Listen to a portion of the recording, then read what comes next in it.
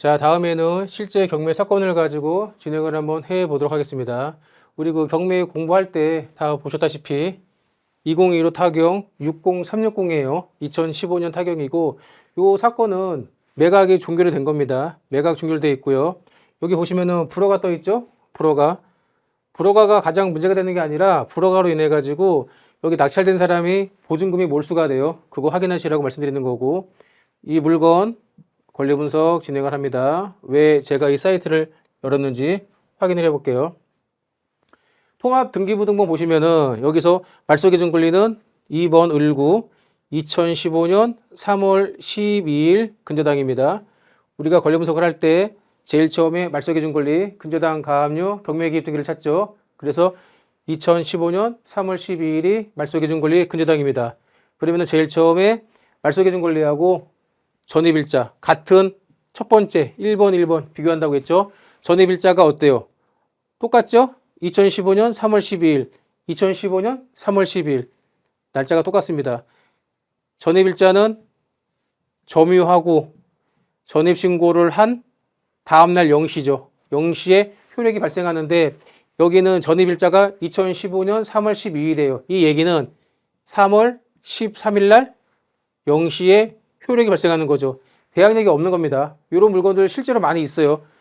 경매 사이트 보다 보면은 실제로 이런 것들도 있고 실제로 주의를 하라는 차원에서 말씀을 드리는 거예요. 그래서 같은 전입일자이기 때문에 대항력이 없어요. 대항력이 없고 문제가 뭐냐면은 이분이 확정일자가 전입보다 빠릅니다.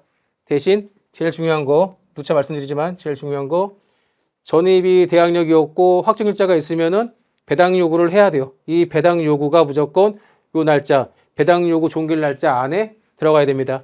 2016년 2월 24일, 2016년 2월 18일 배당 요구 날짜 안에 들어가 있죠. 문제는 이 사람이 1억 2,500만 원에 대해서 보증금을 받는지 못 받는지를 확인을 하셔야 돼요.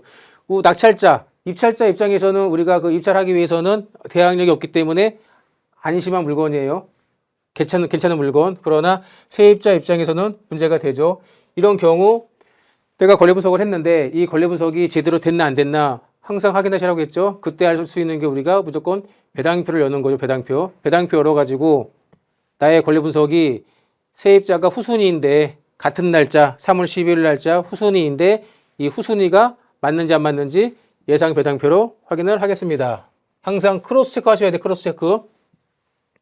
낙찰이 2억 2,399만 9,999원이죠. 낙찰이. 그러면은 이 낙찰 금액으로 제일 처음에 경매비용 420만 원, 경매비용 423만 원 요 비용을 제하고요. 그리고 나서 2억 1,976만 원으로 배당이 들어갑니다. 배당 들어갈 때 아까 말씀드린 거대로 1번 근저당 2억 3,400 있죠. 이 2억 3,400에 대해서 배당을 하죠. 배당을 하는데도 불구하고 배당이 100% 안 돼요. 100% 안 돼서 1,400만 원의 미납이 생기고 그리고 안쓰러운 일이지만 가슴이 아프지만 이 박땡땡 이 사람은 같은 날짜 전입이랑 근저당 같은 날짜죠. 요 1억 2,500에 대해서 한 푼도 못 받습니다. 그래서 우리가 전입신고할 때 잘 하시라고 경각심 드리는 차원에서 말씀을 드리는 거고 여기서 제가 이 금액을 제가 바꿀게요. 이 금액을 바꾸면은 어떻게 되는지 요거는 추후에 보시면 되고 지금 터치 화면으로 인해 가지고 2억 3,400에 대해서 낙찰되고 나서 금액을 주죠. 그 다음에 1억 2,500 날짜가 보시면은 전입하고 확정 중에 늦은 날짜로 배당이 됩니다. 전입하고 확정 중에 늦은 날짜이기 때문에 전입 날짜 2015년 3월 12일 이 날짜로 배당이 되죠. 근데 3월 12일 날짜에 근저당이랑 똑같이 겹치기 때문에 다음날 요 날짜에 배당이 되지만 배당 금액이 없는 게 낙찰가가 적어서 배당 금액이 없다라고 보시면 됩니다. 그래서 우리가 입찰 들어가실 때 요런 케이스는 명도할 때 힘들어요. 솔직히 말씀드리면은 1억 2,500에 대해서 한 푼도 못 받고 나가기 때문에 명도하기 힘들다. 실제로 전입 날짜하고 여기 보시면은 전입 날짜하고 말소기준 권리 전입 날짜하고 말소기준 권리 날짜하고 같은 날짜가 있으니까 항상 주의하시면서 보시라고 말씀을 드립니다. 요 사례 하나 말씀드리고 다음 사례 말씀드릴게요. 다음에 볼 사건은요. 2022-52357 요 사건 한번 보겠습니다. 이것도 보시면은 자 똑같아요. 202 타경 52357 소재지 있고요. 물건 종류 아파트 대지권 건물 면적 다른 거하고 차이 나는 게 뭐냐면은 여기 물건 보시면은 대지권이 49평이죠. 49평. 재건축하기에 되게 좋습니다. 재건축하기 되게 좋고요.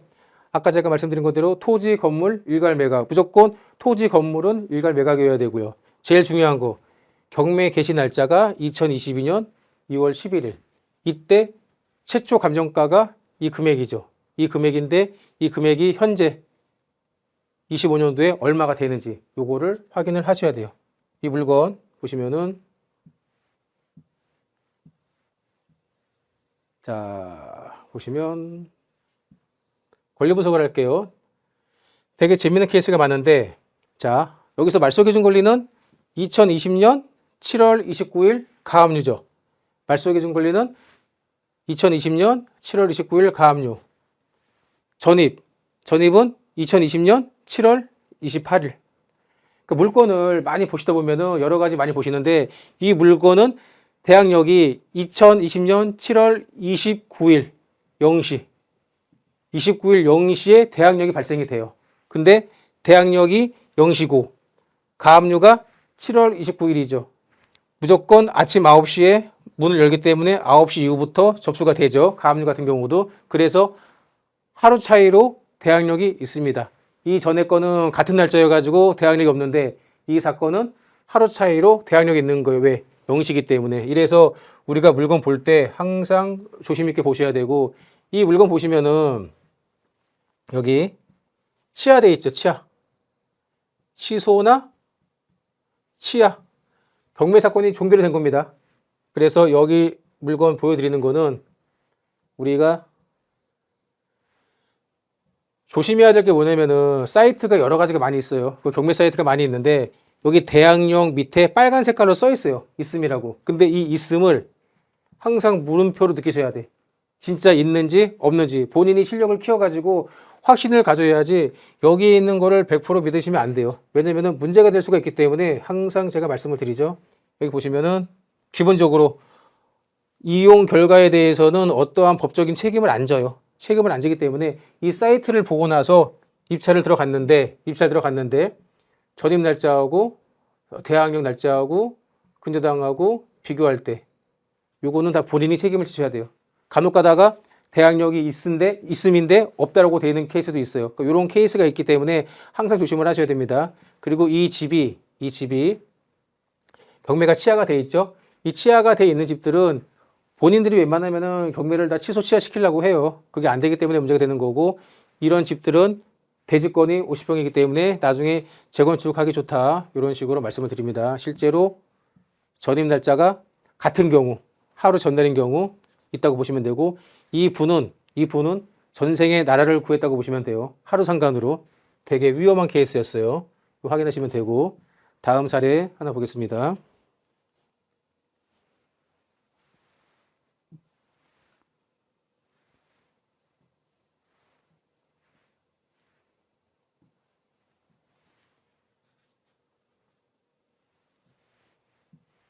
여기 보시면 요거 되게 재밌다기보다는 되게 막 슬픈 사연이에요. 슬픈 사연.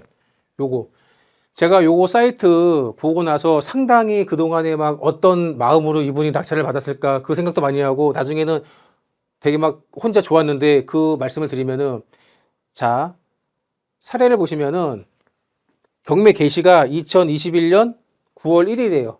경매 개시가 2021년 9월 1일이고 최초 경매가 진행이 된 게 22년 5월 24일이에요. 제가 22년 6월 달에 인천에 있는 모 물건을 낙찰받고 나서 이때 19대 1로 싸워서 이겼죠. 19명 입찰해가지고 제가 1등을 했죠. 1등을 하고 나서 낙찰되고 나서 이 당시부터 어떻게 진행이 됐냐. 고점에 6월 달 22년 2022년 6월에 고점 딱 찍고 쫙 빠지는 거였어요. 2017년부터 쫙 올라가다가 6월 달에 고점 찍고 쫙 빠질 때예요. 그러면은 지금 여기 보시면은 이분 같은 케이스도 고점 21년 고점일 때 경매가 나왔죠. 얼마에? 8억 1천에. 그리고 나서 1차가 진행이 될 때쯤에 다운되는 금액이에요. 그래서 모두 사람들이 다운되는 거 알고 기다렸죠. 기다리고 나서 3차 때 5억 1,840만 원에 진행을 할 때 이제 슬픈 사연이 나옵니다. 어느 분이 단독으로 낙찰이 돼. 단독은 뻔해요. 내가 깔끔하게 정리가 돼 있으면 문제가 없어요. 단독으로 낙찰돼가지고 법대 앞에 가가지고 영수증 받으려고 딱 서 있는데 뒤에서 웅성거린다. 100% 문제 있어요. 웅성거리면 문제 있는데 돌아왔으면 조용해. 100% 문제 있어요. 그래가지고 이분이 한 명인데 평택에 있는 분이에요. 잘 보시면 여기 그 대금 지급 기한이 있죠. 22년 9월 26일까지 잔금을 치러야 돼요. 근데 이분이 기한 후 납부를 합니다. 얼마나 슬프면은 기한 후 납부했겠어요. 배당 날짜, 배당 종료 날짜 다 늦춰집니다. 이래서 사연을 봤더니 실제로 이런 케이스가 있어요. 권리분석을 합니다. 권리분석을 하면은 말소기준 권리는 2019년 12월 24일이에요. 말소기준 권리는 2019년 12월 24일 근저당 이렇게 진행이 되죠. 돼 있고 전입 날짜 확인합니다. 전입은 2019년 11월 13일. 자, 말소기준 권리보다 선순위죠. 선순위 있는데 이 사람이 같은 날짜에 확정일자도 했어요. 전입은 대항력, 확정은 우선변제. 확정이 있으면은 당연히 배당 요구를 해야 되죠. 배당 요구. 근데 이 배당 요구를 보시면은 배당 요구 종기일이 2021년 12월 1일까지예요. 근데 이분이 배당 요구를 2021년 12월 2일 날 하신 거야. 이거는 배당 요구 안 한 거예요. 다시 말해서 여기가 없는 거죠. 없음. 그러면은 우리 공부한 거대로 전입 대항력이 있고 확정이 있으면은 배당 요구를 해야 되는데 배당 요구 안 돼 있죠. 이 사람은 배당 요구 안 한 거예요. 안 한 거기 때문에 자기가 남은 기간에 권리 신고를 할 수가 있는 거예요. 내가 2년 계약을 했는데 2년이 안 되면은 더 살 수가 있는 거예요. 이렇게 진행이 돼서 100% 인수가 됩니다. 그래서 낙찰받고 나서 잠깐 좋아하셨겠지. 잠깐 좋아하시고 나서 이분이 매각 허가 결정 떨어지고 잔금을 미납을 하고 기한 후 납부합니다. 이 기한 후 납부를 할 때 문제가 뭐냐면은 3차에서 4차로 넘어가지 않습니까? 4차? 보통 한 달 뒤에 진행이 됐는데 만약에 2022년 9월 12일 날 4차가 진행이 되죠. 이 분이 잔금 납부를 미납했지만 4차 9월 12일 3일 전에만 잔금을 치르면 돼요. 대신 일자별로 다 이자 상환해야 됩니다. 이런 애로사항이 있는 거예요. 그래서 이분이 어쨌든 결과적으로 납부를 했어요. 납부를 하고 이 집을 보시면 괜찮아요. 괜찮고 자세히 보면은 약간 그 조망권도 있어요. 그 한강 조망권도 보인단 말이죠. 이 집이 아주 나쁘진 않지만 금액이 다운된 상태에서 배당 요구 안 한 상태에서 낙찰이 돼서 문제가 되는 거죠.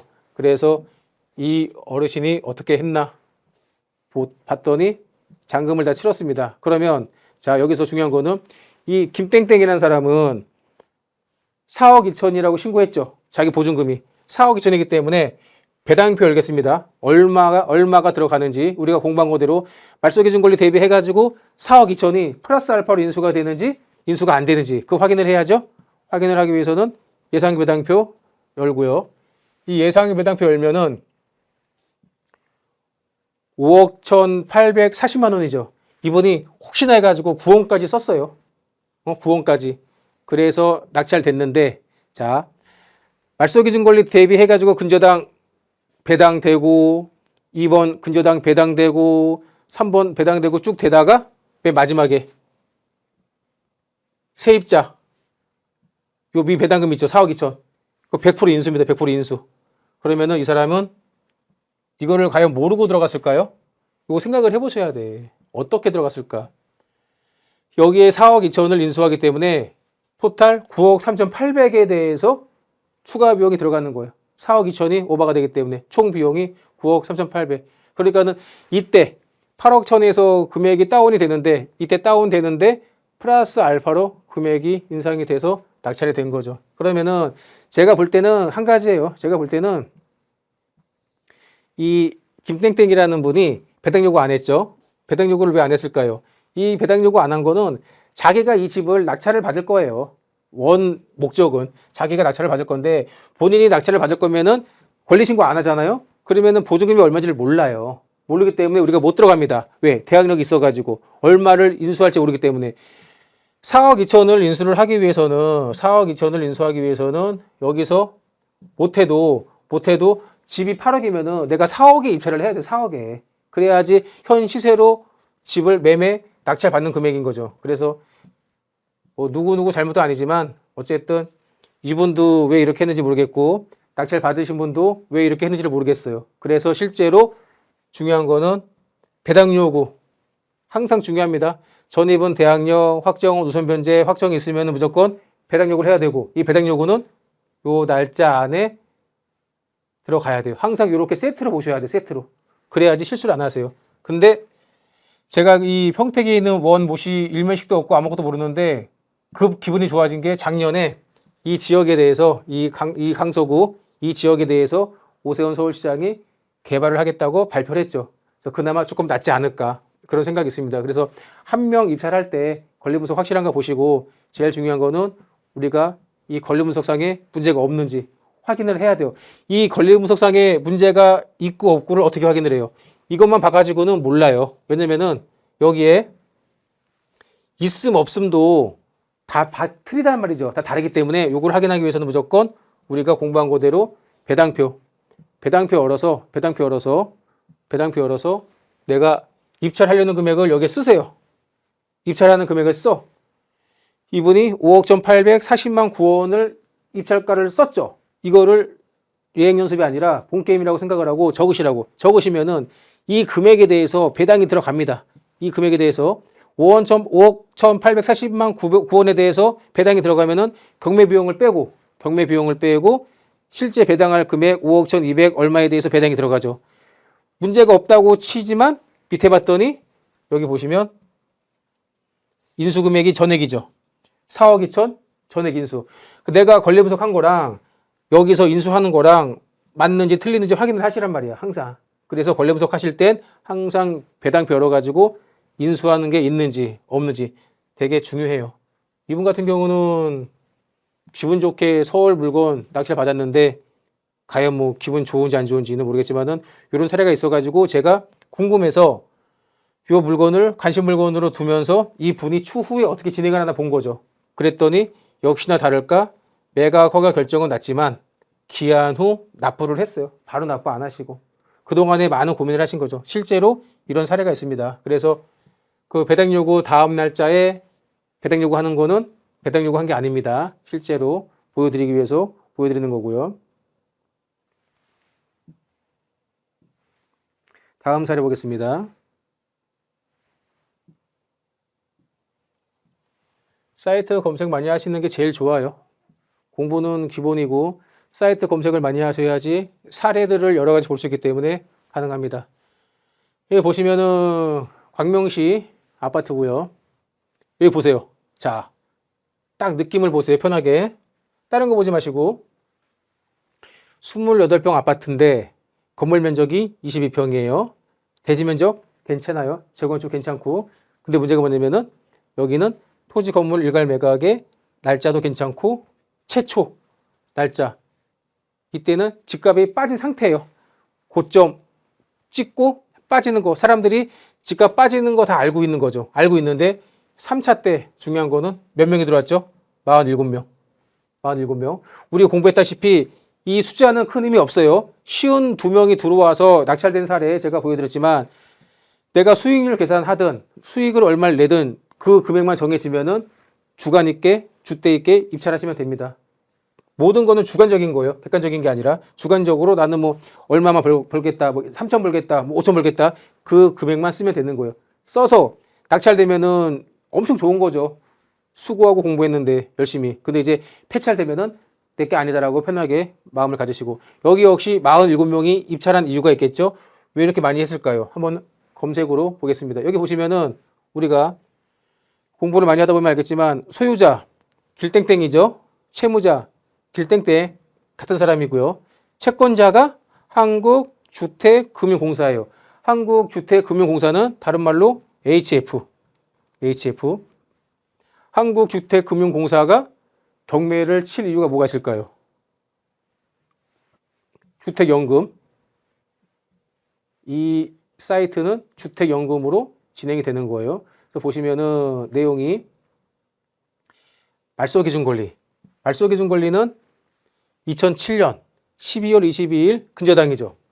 근저당인데 이 근저당이 HF, 한국주택금융공사예요. 한국주택금융공사. 그래서 한국주택금융공사에서 여기에 소유자가 주택연금으로 살고 있다가 이분이 주택연금이 끝나고 나서 이 금융공사에서 경매를 치는 겁니다. 이런 경매는 우리가 가장 좋은 케이스가 뭐냐면은 이거는 형식적인 경매예요. 형식적인 경매.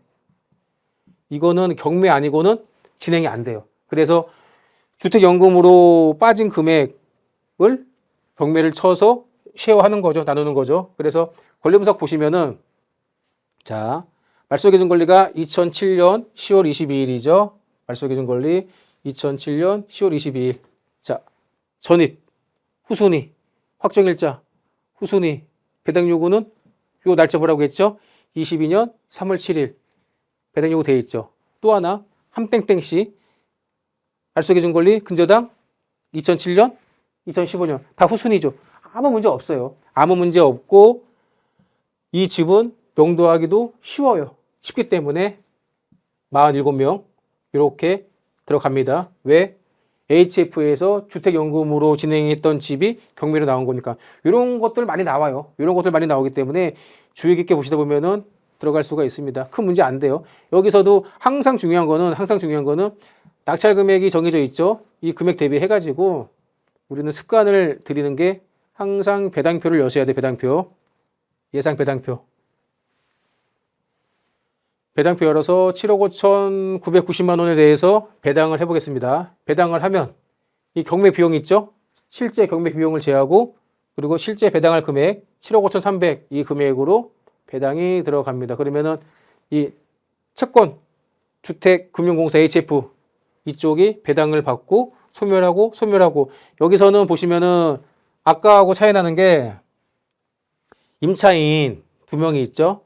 이땡땡, 함땡땡 2명이 있는데 이 사람들이 보증금이 받나 안 받나? 여기 계약 소멸 없죠? 인도명령 대상자 여기는 인수하는 금액이 없는 거예요. 항상 그래서 내가 권리분석을 한 걸 이 배당액을 열어가지고 배당표에 임차인하고 내가 한 거하고 맞나 안 맞나 꼭 확인을 해주시기 바랍니다. 이렇게 해서 문제가 없어요. 문제가 없고 진행할 때 아무 문제 없고 이런 식으로 이런 것도 깔끔한 물건이기 때문에 잘 찾다 보면은 물건들 좋은 거 많이 볼 수 있습니다. 자, 다음 사례 간단히 보겠습니다. 다음 사례를 보시면은요.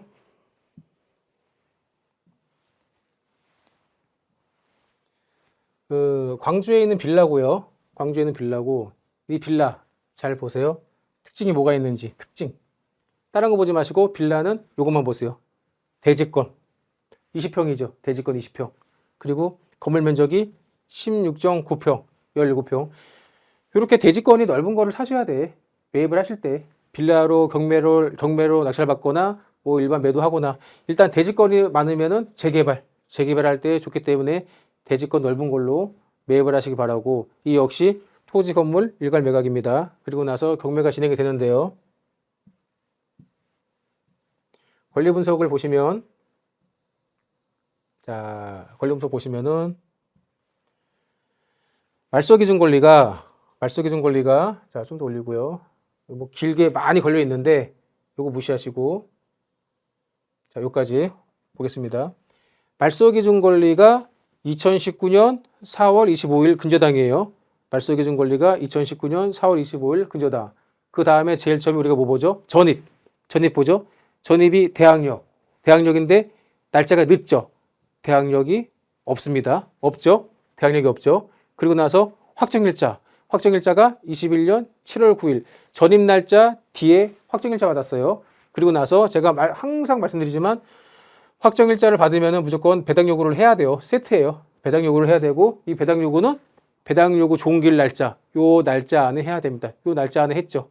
근데 이 사람이 왜 전입이 늦어도 돈을 받는지 소액 임차인이기 때문에 소액 임차인. 근데 중요한 거는 여기서 소액 임차인의 기준이 무조건 정해진 소액에 포함되지만 가장 중요한 거는 이 전입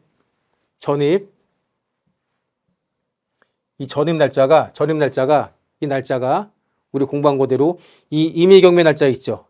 경매 날짜 21년 10월 14일, 전입이 21년 6월 15일. 다시 말해서 경매를 신청한 날짜가 요때란 말이죠. 언제? 2021년 10월 14일이죠.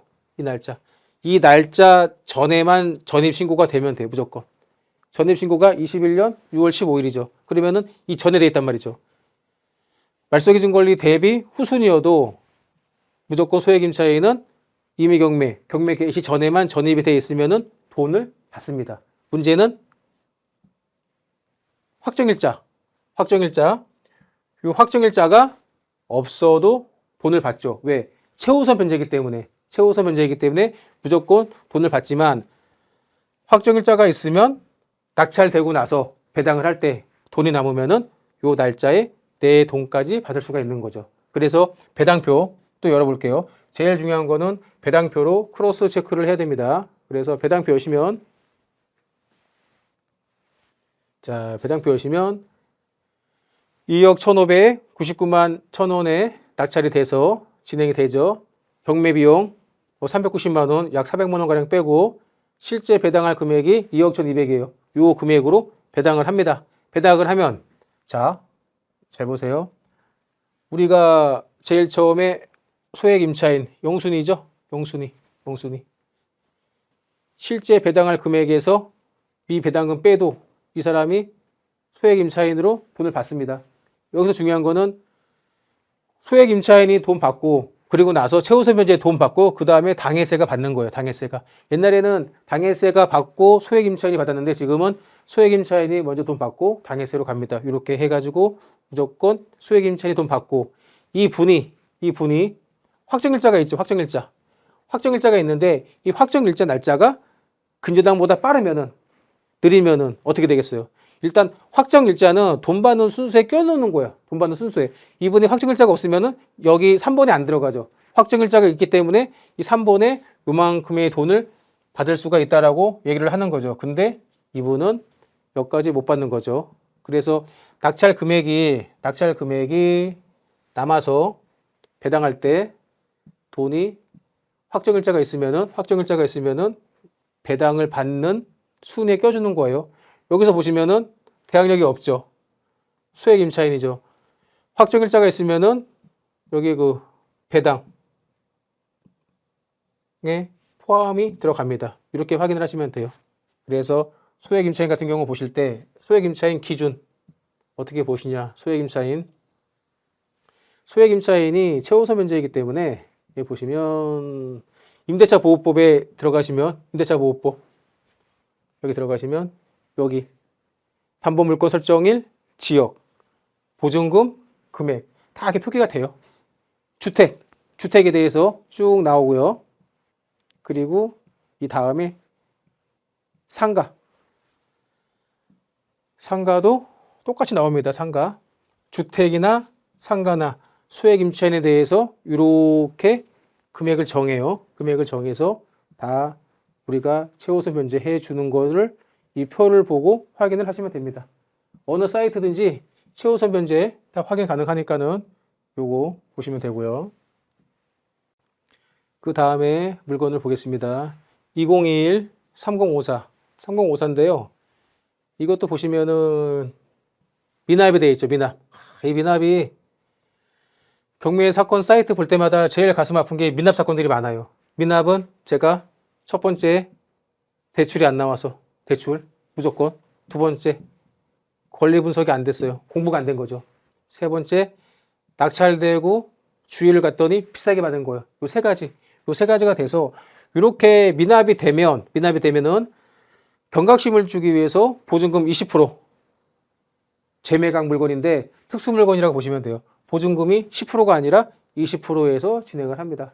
이거 확인하시고 그러니까 여러분들이 공부를 하는 이유는 낙찰을 받고 수익을 내는 것도 중요하지만 미납을 안 해야 돼요. 미납을 안 하고 내 보증금을 내가 지키기 위해서 그렇게 보시면 되고 여기도 같은 빌라지만 대지권이 19평이죠. 괜찮은 거예요. 대지로 봐서는 무조건 재개발 있을 때 괜찮은 거고 우리 공부한 거 되새겨보면은 임의경매는 근저당 실행, 강제경매는 채권, 법원 판결문 이렇게 진행이 됩니다. 요것도 사이트 보시면 자 보시면 여기까지 보시고 말소기준 권리는 2018년 4월 23일 근저당이에요. 말소기준 권리는 2018년 4월 23일 근저당. 자, 전입이 2018년 4월 9일이죠. 전입이. 대항력이 있습니다. 대항력이 있는데 확정이 없죠. 배당 요구 안 했죠. 이런 경우는 금액을 알 수가 없어요. 무조건 왜? 이분이 권리신고를 안 했기 때문에. 권리신고. 우리 권리신고할 때 뭐 하죠? 전입신고 날짜를 알기 위해서 우리가 등기부등본 제출을 하죠. 제출을 하고. 그리고 또 하나 부동산 계약서. 그리고 채권계약서 제출을 해가지고 금액을 알 수 있는데 확정일자하고 배당 요구를 모른다는 거는 이분이 권리신고를 안 한 거예요. 왜 안 했을까요? 대항력보다 전입이 빠르니까 아무도 들어오지 말라는 거예요. 이 집에 대해서 아무도 들어오지 말라고 말을 하는 거고 그리고 나서 봤더니 이 사건을 왜 보여드리냐면은 이런 것도 있어요. 뭐냐면은 이 분이 상속을 받은 집, 상속을 받은 집인데 상속받은 집에 임차인이에요. 상속받은 집에 임차인도 있다. 자기가 상속을 받고 임차인으로 있다가 경매로 넘어가는 거예요. 이런 경우는 금액을 모르죠. 그러면은 일반 사람들은 들어가면 안 돼요. 들어가면 안 되는데 들어가는 사람들이 있어. 이런 분들. 3명 들어갔죠. 3명. 7명 들어갔죠. 왜 들어갔을까요? 날짜가 22년이죠. 입찰 날짜는. 근데 이분이 이 집에 거주하고 있는 날짜가 18년이죠. 동네를 다니면서 이 보증금을 확인을 한 거예요. 얼마인지.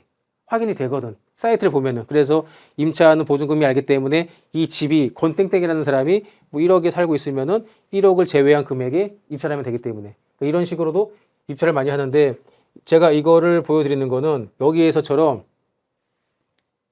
보증금이 미상해요. 몰라요. 모르면은 대항력이 빠르죠. 못 들어가는 겁니다. 이 사람이 1억에 산다고 했는데 나중에 알고 봤더니 11억이야. 그 문제가 되는 거예요. 그러니까 이제 공부를 해서 문제가 있거나 1%라도 의심이 있으면은 들어가시면 안 돼요. 이렇게 들어가면은 문제가 될 수가 있어요. 절대 들어가시면 안 됩니다. 그래서 이 사건은 상속자가 임차인인 걸 떠나가지고 선순위 대항력이 있는데 보증금 몰라요. 요거를 내가 굳이 알겠다고 해가지고 이렇게 7명처럼 입찰 들어가지 말라고 말씀을 드리는 거예요. 미납이 될 수가 있기 때문에 이 말씀을 드리고요. 다음 사건 말씀드리겠습니다. 자, 다음에 물건 또 하나 보겠습니다. 오피스텔인데요. 요거는 좀 특이한 케이스예요. 우리가 공부할 때 무잉여에 대해서 공부했죠. 무잉여가 뭔지 사이트 검색으로 자세히 공부를 하겠습니다. 여기 역시 보시면은 자, 딴 거 보지 마시고 일단 이 사람이 어떻게 경매를 진행을 했는지 자, 요거 보시면 그냥 사무실 상가예요. 한번 보세요. 사무실 상가고 일반 오피스에 있는 사무실, 이런 사무실. 요 사무실인데 어떻게 해서 무잉여가 나서 진행을 했는지 보시면은 오피스텔이고요. 오피스텔 51평. 51평 됩니다. 51평 되고 이 사람 잘 보시면은 단독이죠. 한 명. 제가 누차 말하지만 한 명은 진짜 공부가 자신이 있거나 문제가 없거나 아니면은 내가 꼭 받아야 되거나 또 하나 실수로 받게 되는 케이스가 있죠. 낙찰가율 87%. 어떻게 해서 낙찰이 됐는지 보겠습니다. 딴 거 보지 마시고요. 이 물건은 우리가 이제 공부를 하는 대로 볼 겁니다. 약간 보기 힘들어도 말소기준 권리가 2004년 11월 12일 날 말소기준 권리 근저당이에요. 말소기준 권리는 2004년 11월 12일 근저당이고요. 그리고 대항력 대항력 보시면은 리치랜드라는 데가 사업 등록일이 2004년 10월 27일. 2004년 10월 27일. 말소 기준 권리는 2004년 11월 12일. 2004년 10월 27일. 후순입니다. 대항력이 있죠? 2004년. 그렇죠. 말소 기준 권리가 2004년 11월 12일. 사업자 등록이 2004년 10월 17일. 대항력이 있습니다. 대항력이 있고 500에 50만 원 돼 있고요. 그 밑에 사업자 등록이 2010년 8월 30일. 2010년 후순이죠. 여기는 대항력이 없어요. 여기만 대항력이 있는데 이 환산은 뭐냐면은 이 사람이 소액 임차인이 되나 안 되나 환산하는 거예요. 여기서는 월세 곱하기 100만 원, 100 더하기 보증금 이 금액입니다. 그래서 월세 곱하기 100 더하기 보증금 한 게 5,500만 원 되는 거예요. 요거 계산하시면 돼요. 소액 임차인 확인하실 때 이렇게 되면은 이 분이 여기서 근저당 임의경매죠. 근데 경매 신청하신 분이 박땡땡인데 이 박땡땡이 바로 위에 있는 박땡땡이에요. 근저당으로 5억의 대출을 실행하신 분이 돈을 못 받아가지고 경매를 신청을 합니다. 얼마? 5억에 대해서 경매를 신청을 해요. 순위로 보면은 이분이 1등, 2등, 3번, 세 번째 순위예요. 세 번째 순위이고 금액으로 봐도 5억 한 4,400이 위에 있죠? 그리고 5억. 총 여기에 들어가 있는 게 10억이란 말이에요. 10억. 근데 이 물건 보시면 이 박땡땡이에요. 같은 사람이에요. 왜 근저당 심은 사람이 낙찰이 됐을까? 이거 보시면 우리가 공부할 때 무잉여에 대해서 공부했죠. 자, 이 물건에 대해서 보실 때 FM대로 봅니다. 제일 처음에 현황조사서를 봐가지고요. 종료가 됐고 매각물건 명세서 사건이 종료가 되면은 물건이 접혀 있고요. 사이트마다 보여주는 데가 있고 뭐 안 보여주고 하지만 여기 사이트는 끝났기 때문에 안 보여주는데 임차인 부석 보시면은 여기 내용 보시면은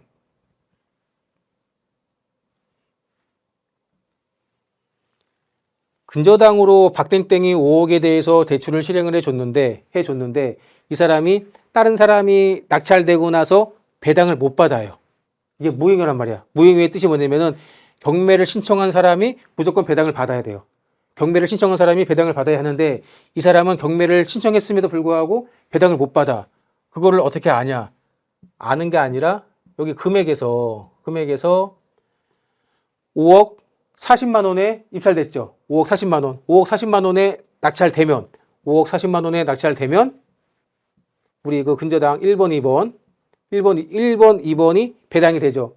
1번, 2번이 5억 4천이란 말이죠. 그러면은 이 경매 신청한 사람 이 박땡땡에 대해서는 돈을 못 받아요. 그래서 법원에서 이 박땡땡한테 연락을 합니다.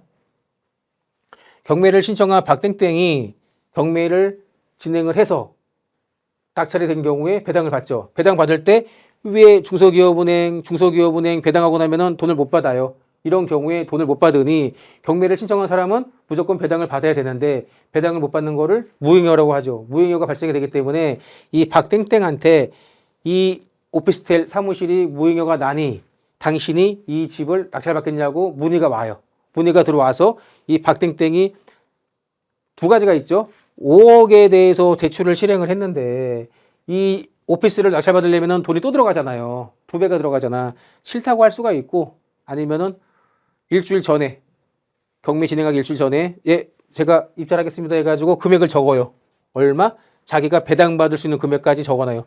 5억 5천 24만 원을 적어내요. 최저가 5억 5천 24만 원에 제출을 하면 이 박땡땡이 배당을 받습니다. 얼마라도 받아요. 그러면은 무잉여가 안 일어나. 그래서 매각물건 명세서에 이 사건은 지금 종료가 돼가지고 매각물건 명세서가 안 열리는데 이 사건에서 보시면은 매물서에 5억 5천 24만 원에 써있죠?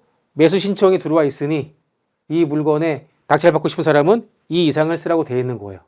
이게 바로 무잉여. 그래서 정리를 하면은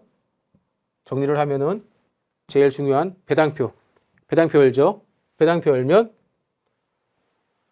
5억 5천 24만 원의 매수 신청자가 있죠. 박땡땡. 이 사람이 이 금액에 입찰을 해서 경매 비용 600을 제합니다. 그리고 난 다음에 5억 4,421만 2천 원 가지고 배당을 하는데 중요한 거는 위에 중소기업은행이 2억 8천 배당받고 그 밑에 2억 6,400 배당받고 박땡땡이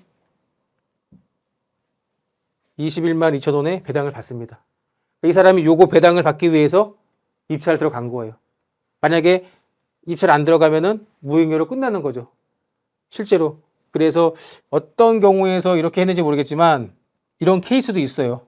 근데 필드에서는 실제로 무익료가 나건 무익료가 안 나건 그냥 진행하는 케이스가 있어요. 민법에서는 무익료 나면은 이 사건 종료예요. 그냥 종료. 무익료. 근데 무익료가 나도 진행이 되더라고요. 현장에서는. 그 차이를 보시면 되고요. 그래서 우리가 공부할 때 무익료라는 게 실제로 진행이 되는데 이분 같은 경우는 무익료 단독으로 진행이 되지 않습니까? 진행될 때 이 사람이 왜 무익료가 나는지, 왜 매수 신청 금액이 매각물건 명세서에 올라와 있는지 그다 확인을 하시고 그리고 나서 밑에 요런 사례가 무익료 사례다.